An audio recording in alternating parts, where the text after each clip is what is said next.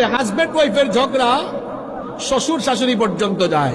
Husband ওয়াইফের বিষয় যদি সিক্রেট না থেকে মানুষের কাছে চলে যায়, বুঝবেন এই স্বামী স্ত্রীর জীবন, দাম্পত্য জীবনে আর সুখ থাকবে না। হাজব্যান্ড ওয়াইফের মধ্যে মান অভিমান হবে, একদিন দুই দিন কথা বলবে না, কিন্তু এই খবর হাজব্যান্ড ওয়াইফের বাইরে তৃতীয় ব্যক্তির কাছে যাবে না। কথা বুঝতে পেরেছেন কি বলেছি? তৃতীয় ব্যক্তির কাছে যাবে না। মনে করেন রাগ করে ফেলছেন, রাগ করে দুপুরবেলা খায় নাই, রাগ করে সকাল থেকে সন্ধ্যা পর্যন্ত কথা বলে না, কিন্তু এই খবর যেন তৃতীয় ব্যক্তি না জানতে পারে।